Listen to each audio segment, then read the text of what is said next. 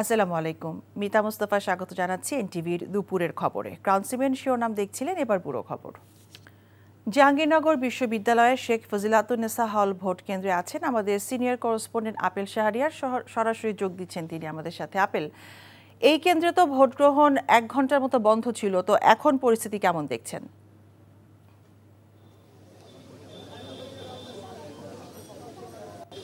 ফজিলাতুন্নেসা যে হলে ভোট গ্রহণ 1 ঘন্টা বন্ধ ছিল, কিছুক্ষণ আগে সেটি আবার চালু হয়েছে। শিক্ষার্থীরা ভোট দিচ্ছেন। মূলত অনিয়ম এবং কারচুপির অভিযোগ করাতে যারা ভোটাররা রয়েছেন তারা নির্বাচন কমিশনে অভিযোগ করেন এবং একটি উত্তপ্ত পরিস্থিতি তৈরি হয়। এই কারণে এটি 1 ঘন্টা বন্ধ ছিল। এবং দেখতে পাচ্ছেন যে শুধু এখানকার যে ভোটার রয়েছেন তা না, আশপাশের যে নারী ভোটাররা রয়েছেন অন্যান্য হলের, তারাও কিন্তু এই হলে এসেছেন এই সমস্যাটি দেখার জন্য হঠাৎ কি হলো। মূলত একটি প্যানেলের ভিপি প্রার্থী তিনি সরাসরি ভিতরে ঢোকেন এবং তিনি কেন ঢুকলেন এবং অভিযোগ করা হচ্ছে যে একটি শিক্ষকের প্যানেলও এর ভিতরে প্রবেশ করেছিল। তবে নানা ধরনের যে অনিয়মের কথাগুলো বলা হচ্ছে, মূলত নির্বাচন কমিশনের একটি টিম এখানে এসে তারা ঘুরে গিয়েছে এবং আমাদের সঙ্গেও কথা বলেছে। তাদের যেটা ভাষ্য যে না, এরকম কোনো কিছু হয়নি, সাময়িক সময়ের জন্য যেটি বন্ধ ছিল এখন ভোট গ্রহণ চলছে, যে কোনো ধরনের বিভ্রান্তমূলক তথ্য যাতে সব জায়গায় না ছড়ায় সেই জন্য তিনি অনুরোধ জানিয়েছেন। এবং আরও যে বিস্তারিত ভিতরে কি হয়েছে উনি গণমাধ্যমে বলতে চাননি, তবে উনি বলেছেন যে নির্বাচন কমিশনের সরাসরি যে উপস্থিত হয়ে তিনি এখানকার বিস্তারিত যে তথ্য সেটি জানাবেন। আপনি দেখতে পাচ্ছেন এই হলের সামনে কিন্তু বিপুল আইন শৃঙ্খলা রক্ষাকারী বাহিনীর সদস্যরা উপস্থিত রয়েছেন। এবং আরেকটি যেটা আমি তথ্য জেনেছি, এই হলে মোট 806টি ভোট রয়েছে। প্রায় এখানে মোটামুটি ভালোই ভোট পড়েছে, কিন্তু যখন দুপুরের দিকে যখন একটি উত্তপ্ত পরিস্থিতি তৈরি হয়, এই কারণে একটু পরিস্থিতি ঘোলাটের মধ্যে চলে যায়। তবে এখনকার যে অবস্থা স্বাভাবিক রয়েছে। নির্বাচন কমিশন থেকেও বলা হচ্ছে যে অন্যান্য যে জায়গাগুলো রয়েছে, অন্যান্য যে কেন্দ্রগুলো, সেখানে ভালোভাবেই ভোট গ্রহণ হচ্ছে, কোনো অনিয়ম হচ্ছে না।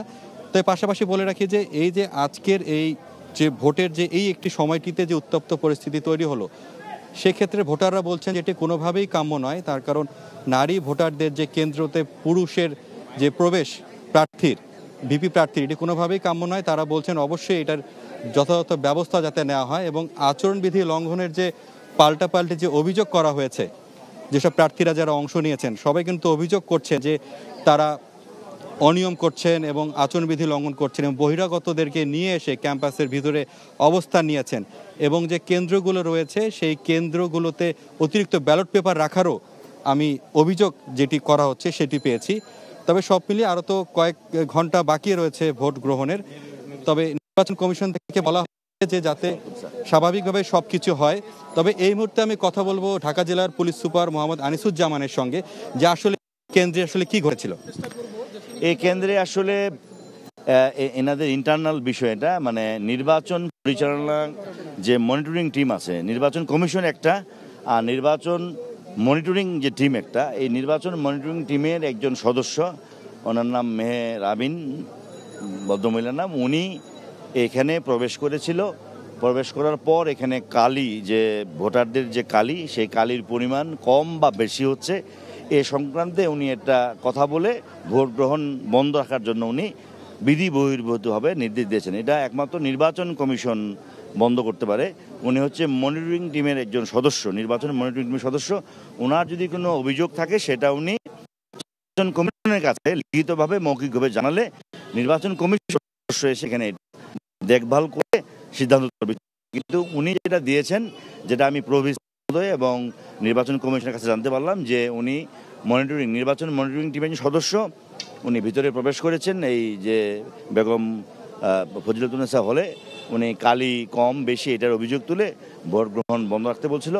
সেই প্রবলেমটি তৈরি করার পর যখন এটা প্রভিসি এবং কমিশনের যারা সদস্য তারা এসে এটা ওনাকে এখান থেকে বের করে দিছে এবং ভোট গ্রহণ চালু করেছে। এখন স্বাভাবিক ভোট গ্রহণ চলতেছে। ধন্যবাদ। ভোট গ্রহণ স্বাভাবিকভাবে হচ্ছে এবং যাতে কোনো ধরনের অনাকাঙ্ক্ষিত ঘটনা না ঘটে এজন্য আইন শৃঙ্খলা রক্ষাকারী বাহিনী অবস্থানে রয়েছে। জানছিলাম জাকসু নির্বাচনের ভোটের খবর। আমাদের আরেক সহকর্মী মেজবা হাসান আছেন প্রীতিলতা ভোট কেন্দ্রে, আমরা সরাসরি চলে যাচ্ছি তার কাছে। মেজবা, ভোট গ্রহণে তো পাল্টাপাল্টি অভিযোগ উঠেছে, তো এখন কি অবস্থা দেখছেন?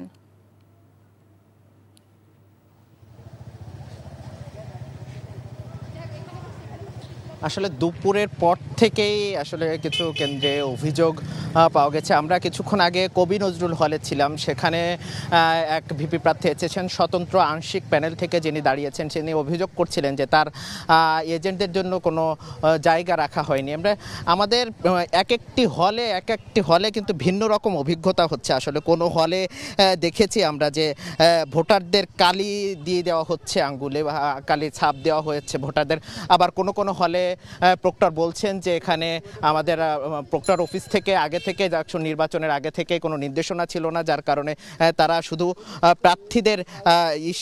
প্রার্থীদের যে নামের তালিকা আছে সেখানে টিক মারছেন এবং প্রার্থীদের কাছ থেকে স্বাক্ষর নিচ্ছেন, এমনটা দাবি করছেন। আমরা রবীন্দ্রনাথ ঠাকুর হলে গিয়েছিলাম, সেখানে একটা অভিযোগ পেয়েছি, এখানে একজন বহিরাগত হলে ঢুকে গেছেন। আমরা প্রক্টরের সাথে কথা বলেছি, তিনি যেটি বলছিলেন যে সেখানে একজন বহিরাগত ঢুকেছে এবং তাকে আটক করা হয়েছে এবং আটক করে তাকে প্রক্টর অফিসে পাঠানো হয়েছে। এখন পর্যন্ত তিনি প্রক্টর অফিসে আটক রয়েছেন। এরকম ভিন্ন ভিন্ন হলে গিয়ে কিন্তু আমরা ভিন্ন ভিন্ন অভিজ্ঞতার শিকার হচ্ছে। একদিক থেকে যে কিছু হলে আমরা পেয়েছি যে এটা এবং সাথে কথা বলেছি হলের, তিনি যেটি বলছিলেন যে সেখানে জায়গার স্বল্পতার কারণে কেন্দ্রের মধ্যে কিন্তু যারা পোলিং এজেন্ট আছেন তাদেরকে রাখতে দেওয়া হচ্ছে না। আবার অন্য হলে কিন্তু আমরা দেখেছি সেখানে পোলিং এজেন্ট আছে এবং সুন্দর মতো ভর্তি হচ্ছে, উৎসবমুখরভাবে কিন্তু ভোট হচ্ছে। এরকম কিছুক্ষণ ভিন্ন হলে কিন্তু ভিন্ন ভিন্ন অভিজ্ঞতা দেখছে এবং ভিন্ন কিছু অনিয়মের চিত্র আমরা দেখেছি। এছাড়া প্রার্থীদের কিন্তু নানা রকম অনিয়মের কথা আমরা শুনেছি।